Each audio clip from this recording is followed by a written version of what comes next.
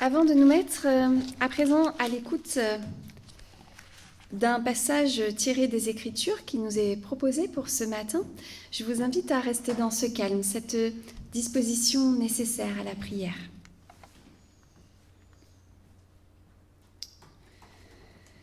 Oui Seigneur, aujourd'hui encore, si nous entendons ta voix au travers des paroles que nous entendons, à travers des gestes que nous échangeons, aujourd'hui encore, si nous percevons ta voix dans ces paroles, dans ces gestes, eh bien, nous ne voulons pas durcir notre cœur. En ouvrant notre intelligence, notre esprit à tes appels, nous voulons méditer cette parole qui vient de toi et nous voulons suivre le sillage qu'elle trace.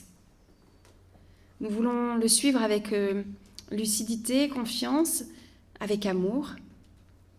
Oui, nous voulons écouter ta parole, Seigneur, car inlassablement, elle nous réancre dans la vie.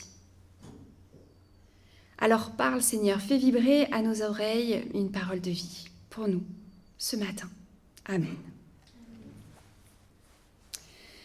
Alors, chers amis, il nous est proposé un évangile ce matin qui se trouve dans l'évangile selon Luc. Nous sommes au chapitre 24 et je vous lis les versets 35 à 48. En ce temps-là, les disciples qui rentraient d'Emmaüs racontaient aux 11 apôtres et à leurs compagnons ce qui s'était passé sur la route et comment le Seigneur s'était fait connaître par eux à la fraction du pain. Comme ils en parlaient encore, lui-même fut présent au milieu d'eux et il leur dit « La paix soit avec vous ». Saisis de frayeur et de crainte, ils croyaient voir un esprit. Jésus leur dit « Mais pourquoi êtes-vous bouleversés ? Et pourquoi ces pensées qui surgissent dans votre cœur ? Voyez mes mains et mes pieds, c'est bien moi. Touchez, regardez. Un esprit n'a pas de chair ni d'os, comme vous constatez que j'en ai. » Après cette parole, il leur montra ses mains et ses pieds.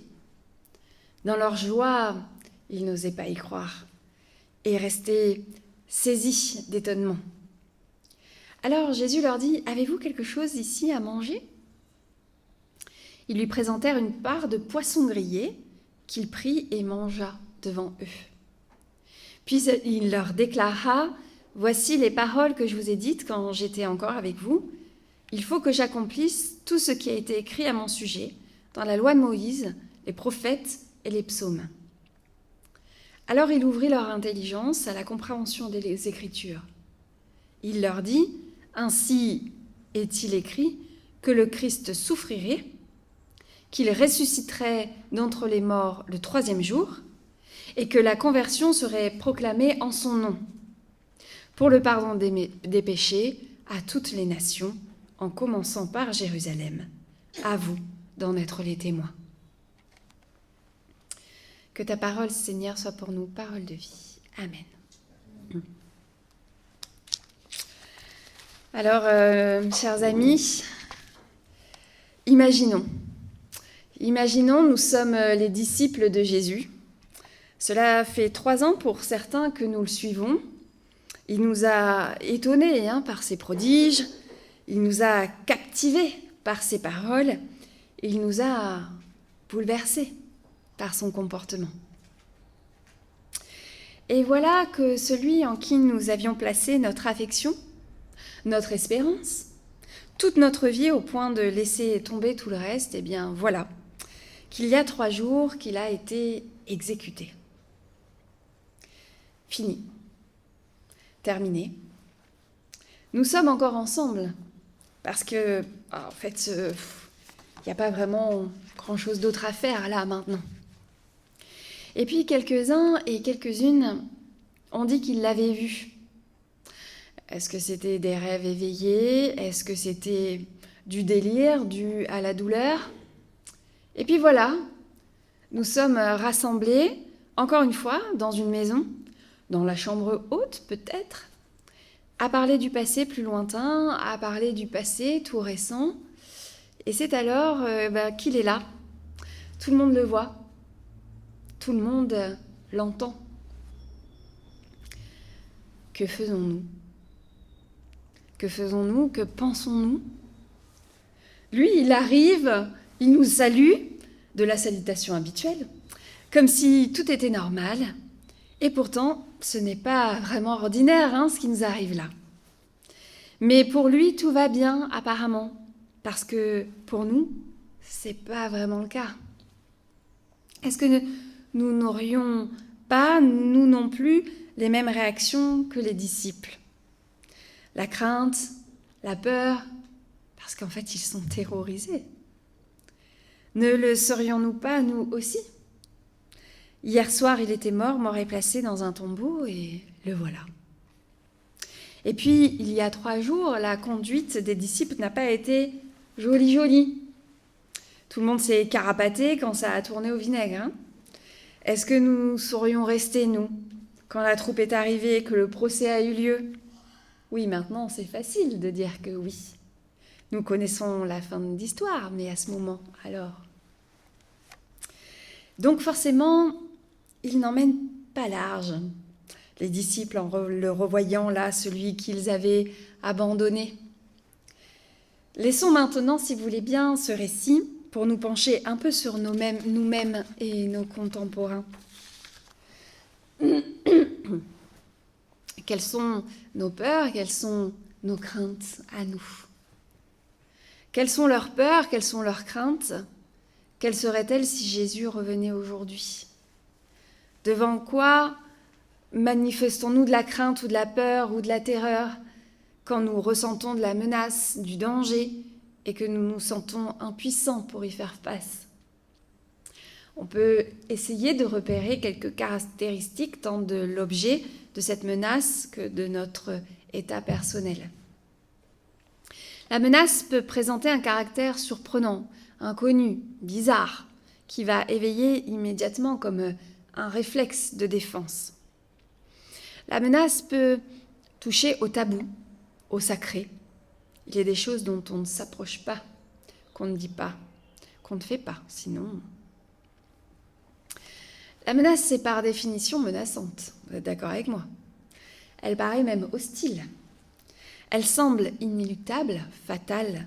Elle semble, en face d'elle, on se sent impuissant, faible, si faible. Et on a tendance à faire des liens entre notre propre histoire et cette menace. Il reste toujours en nous quelque chose plus ou moins grand, plus ou moins grave, ou en tout cas pas toujours clair, qu'inconsciemment on rattache à cette menace. La mauvaise conscience est aussi très souvent très mauvaise conseillère. Et qu'est-ce qui peut être en danger ? Qu'y a-t-il à craindre ? Pour notre santé, pour notre vie, pour nos biens, pour nos proches, pour l'inconnu après la mort ? Qu'est-ce que les disciples qui croyaient voir un esprit, un fantôme, pouvaient bien craindre ? Alors, on peut mieux comprendre la salutation de Jésus qui, si elle était habituelle, elle n'en est pas moins pleine de sens. Que la paix soit avec vous. Shalom aleichem. Salam alaikum. Nous n'utilisons pas ces mots-là en français, mais il est un mot très couramment utilisé et dont le sens profond s'est volatilisé dans cet usage. Tu me l'as écrit cette semaine d'ailleurs, Mandress. C'est « Salut ». Salut Romy. Notre salutation, notre salut, est-il un souhait de salut ? Est-il porteur d'espérance vers celui à qui nous le lançons ? Jésus leur lance donc « Que la paix soit avec vous ». Mais la paix, elle n'est pas pour l'instant avec eux. Ils sont apeurés, effrayés, troublés. Alors Jésus leur demande ce qui leur arrive et comment il se fait que toutes ces idées leur passent par la tête. Mais non, il n'est pas un esprit, il n'est pas un fantôme, il est ressuscité, il est vivant, c'est bien lui et on peut le toucher. Les disciples n'en croient pas leurs yeux, n'en croient pas leurs oreilles. Trop beau pour être vrai. C'est pas possible, il est là. et il ne lui est rien arrivé de fâcheux. Et lui, il demande à manger, et il mange du poisson. Et puis il parle, et puis il explique, et alors ils comprennent. Tout ce qu'ils ont vécu, ils le revoient, ils l'assimilent, les écritures, les actions et les paroles du Maître. Tout ça commence à devenir clair, les péchés pardonnés, la repentance à prêcher. Ils sont des témoins qui vont recevoir la puissance d'en haut et partir annoncer la bonne nouvelle. Oui, cette paix que Jésus leur a donnée, ils sont chargés de la répandre. Leurs craintes et leurs terreurs vont être remplacées par une autre crainte, la crainte de Dieu. L'homme est un être fini, limité, même s'il a eu au cours des siècles augmenté sa puissance. L'homme reconnaît qu'il existe des forces nettement supérieures à lui. Alors je dis l'homme avec un grand H. Ces forces peuvent être cosmiques ou telluriques, naturelles ou déclenchées par lui-même, par l'être humain, et il se trouve placé en face d'elle en situation de crainte, parfois même d'angoisse. Et puis il y a les humains qui reconnaissent qu'il y a un Dieu, qui en reconnaissent la puissance, qui même peuvent en supposer les exigences. Ils ont, face à ce Dieu, une crainte. Cette crainte peut alors être une peur pour soi-même, pour sa santé, pour son avenir, pour un au-delà, une peur qui peut parfois mener au désespoir, parce qu'il se pourrait bien que, face à ce Dieu-là, le compte n'y soit pas. Il y a ceux qui voient en ce Dieu le gendarme qui va contrôler leur vie, et dont la peur va être le garde-fou. L'angoisse de mal faire, de s'écarter de la voie, sera le compagnon de toute une vie. Est-ce là la paix que Jésus donne ? Et puis il y a ceux qui connaissent le Dieu de miséricorde, le Dieu de Jésus, le Christ, celui dont nous parle l'épître de Jean. Jésus à la fois victime et avocat, et aussi celui qui est le chemin, qui apporte un commandement d'amour, qui apporte la paix. La crainte de Dieu, de ce Dieu-là, est d'une nature toute différente. Elle est aussi reconnaissance de nos faiblesses, de notre faiblesse et de sa force. Elle est reconnaissance de nos limites, de nos manquements, de nos péchés. Elle est aussi reconnaissance de la grâce. Elle est foi au Christ et au salut de Dieu. Elle est confiance mise dans cette grâce. Elle est joyeuse à cause de la certitude que nous donne cette confiance. Elle est louange, elle est glorification de Dieu. La terreur du risque, du danger, est remplacée par la certitude, l'assurance d'une relation d'amour, quoi qu'il arrive. Elle est aussi reconnaissance des exigences que cette espérance laisse. L'obéissance à Dieu, est ce qu'il attend, n'a rien à voir avec une marche à la baguette. Il ne s'agit pas de la peur du gendarme. Il est des choses qui deviennent naturelles à ceux qui placent en Dieu leur confiance. La vie de foi, d'espérance, d'amour, la vie de témoignage est une conséquence du salut. Elle n'en est pas moins la manière, le moyen. En aucune manière, si quelqu'un vous laisse à penser que si vous pourriez mériter un tant soit peu quelque chose envers Dieu, par ce que vous pourriez faire, ou ne l'écoutez surtout pas. Notre crainte envers lui doit nous montrer sa puissance et son amour. Mais à l'opposé, n'écoutez pas non plus celui qui vous dit que vous pourriez perdre ce que vous avez reçu. Son amour dépasse tout, ce que vous pouvez imaginer. Jésus est avocat et victime. Il est ressuscité. Si nous confessons nos erreurs de visée, eh bien, il est fidèle et juste pour nous les pardonner. Nous disons souvent, et de plus aussi au cours de la scène, que là où 2 ou 3 sont réunis en son nom, il est au milieu de ceux-là.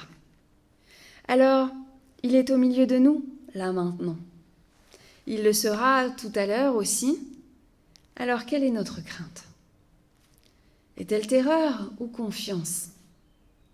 Est-elle paix ou est-elle trouble?